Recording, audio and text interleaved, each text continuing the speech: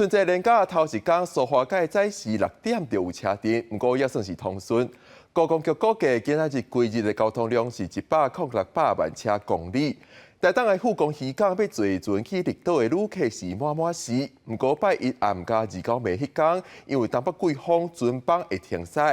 另外，随寒流瓦近，礼拜下晡就会开始反寒，29暝透早上寒，中部以北的低温只有8度到10度。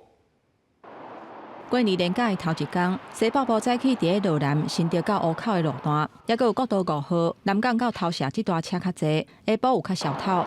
高公局预估，连假的头一天，规港的交通量是106万车公里，东部苏花改同款嘛是出现回响的车阵。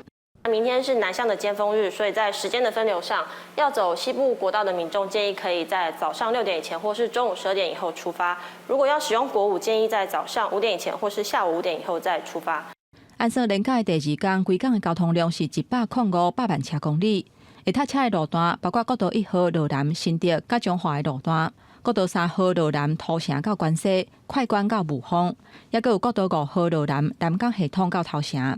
高公局预估，车流量的上济时间点是伫初2要罗南的方向，也阁有初3甲初4下晡上北的方向车流的上济。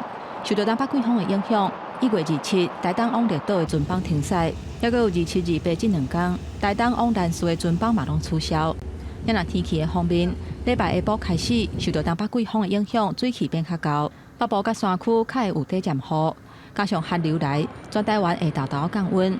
按说围路迄天透早，会是温度上低的时阵。温度最低的时间大概就是在除夕的清晨这段时间，预计在中部以北跟东北部的低温大概只有8到10度，那其他地区大概在11到13度左右。那局部空旷地区都有机会来得再更低一些。气象署表示，初1、24开始寒流减弱，各地会豆豆回温。初2、初3大部分拢是侪云到好天的天气，温度会变较烧热。北部的高温差不多20度至22度，中南部的高温有机会到24度以上。记者综合报道。